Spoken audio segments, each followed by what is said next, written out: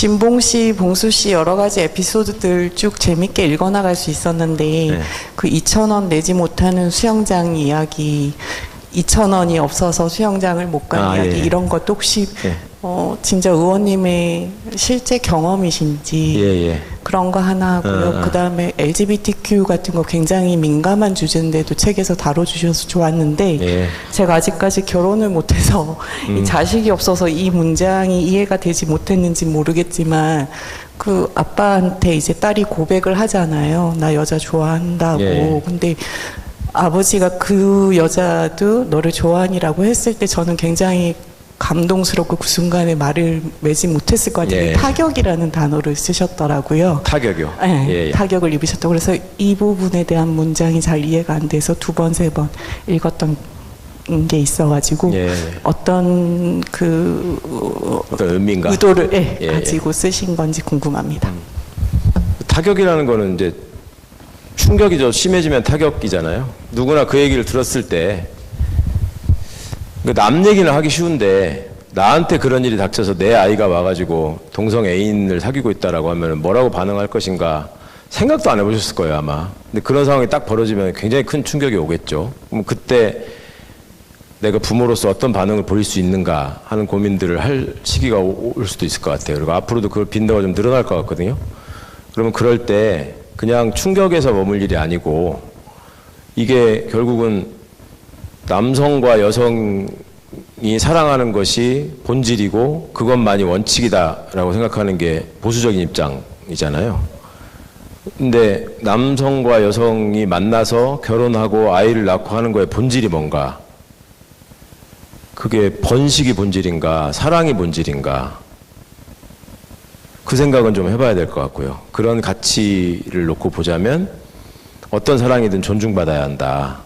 그러니까 저는 유시민 선배님의 그 말씀에 동의하는데 사람이 살아가는 게 네 가지다, 네 가지로 구성되어 있는 것 같다. 그게 다 갖춰지면 행복하다.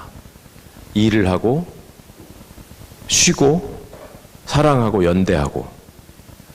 이게 다 갖춰지면 참 좋다. 행복하겠다. 그쵸?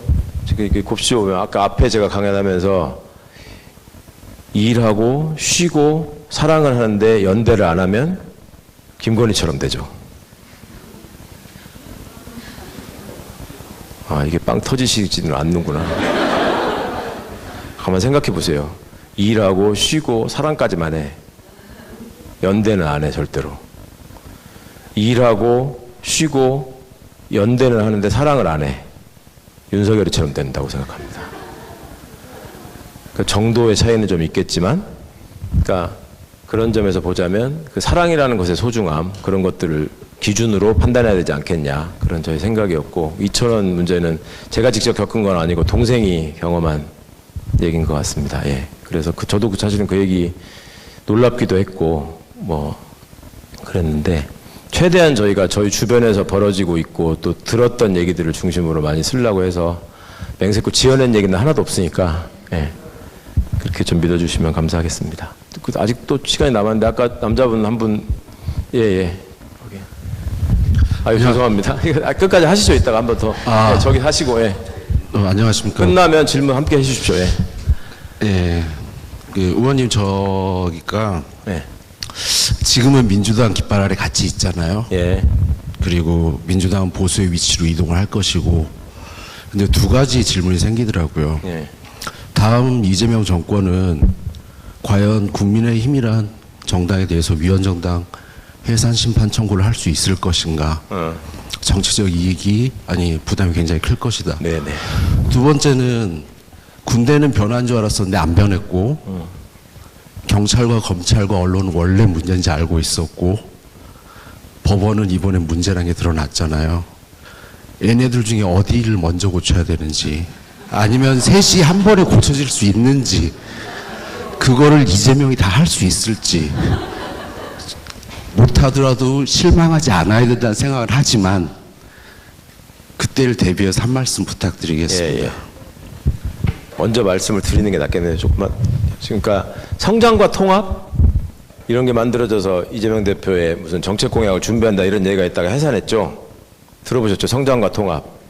그때 제가 성장과 통합은 성장과 통합대로 향후 정부의 정책을 준비하고 제가 박시영이한테 야 우리가 하나 만들자. 뭘 만들어요? 그래서 보복과 지답.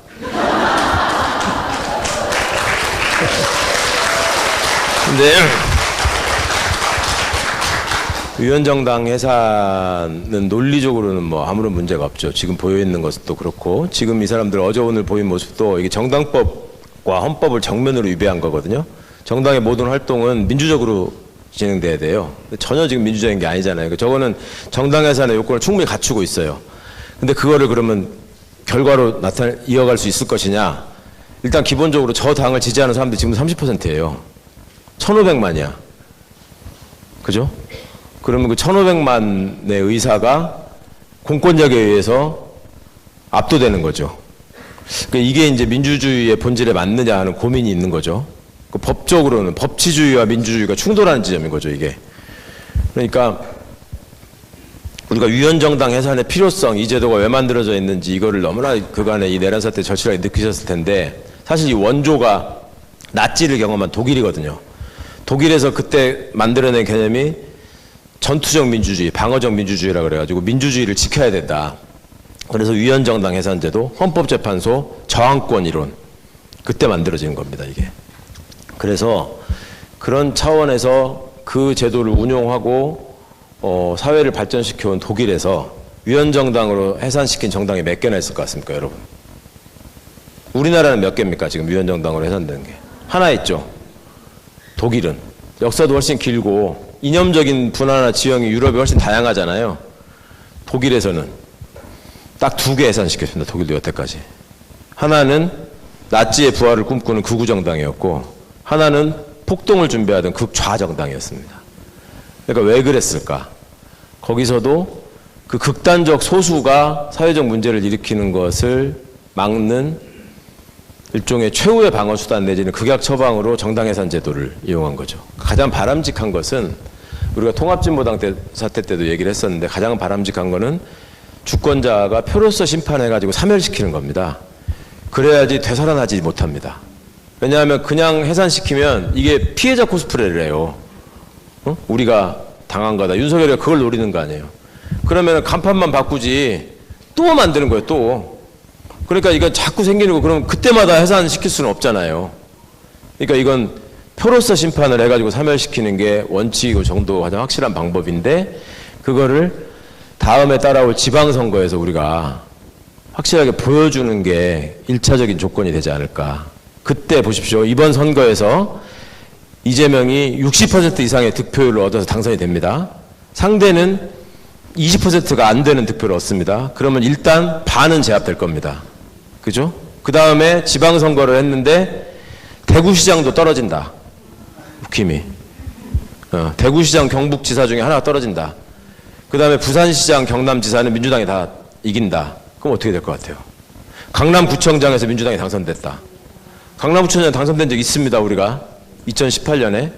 그렇게 됐을 때 저 내란 세력이 느낄 충격이 얼마나 될까요? 지금 거기 믿고 버티는 거거든. 그죠? 강남, 영남, 노련층은 우리를 찍어줄 것이다. 그게 무너지면 그 애들은 끝나는 거죠. 근데 당장 그 사람들이 여전히 1,000만 명이 넘는데 그쪽 찍는 사람들이 그 얼마나 줄어드느냐가 관건이 될 것 같습니다. 그리고 아까 말씀하신 이제 그 공권력을 행사하는 기관들이 국가폭력을 행사하는 기관으로 바뀌어버린 거. 군이 바뀐 줄 알았는데 안 바뀌었다고 하셨지만 조금 바뀌었죠, 그래도. 옛날 같으면은 다 했지. 그 머뭇머뭇 했겠습니까? 그러니까 그만큼 조금씩 바뀌었고, 이제 문제는 그 엘리트를 양성한다라고 얘기해왔던 개발 독재 시대의 프레임이 여전히 작동하고 있죠. 그리고 시민들도 거기에 취해 있어요, 지금. 말로는 아닌 척 하지만 속으로는 나도 저 집단에 들어가고 싶다. 그러니까 그걸 엘리트라고 표현을 한단 말이에요. 제가 그것도 엘리트 아니라고 제가 몇 번을 얘기했는데, 그 너는 서울법대 나왔으니까 그따위 소리 하고 있는 거지만 나는 서울법대 들어가 봤으면 소원이 없겠어. 나중에 아무리 나쁜 짓을 하더라도. 그런 생각 하시는 분들이 많잖아요. 이걸 깨야 된다. 우리 마음속에 자리 잡고 있던 출세주의, 승자 독식, 응? 한중일 부모들의 가르침이 차이가 나는 게 일본 부모는 애들한테 남한테 폐를 끼치지 말라고 가르친다는 거예요. 중국 부모는 남의 일에 간섭하지 마라, 끼어들지 말아라고 가르친다는 거예요. 한국 부모들은 친구한테 지지 마라 그래. 그죠? 이걸 바꾸지 않으면 윤석열 같은 놈을 또 만날 겁니다.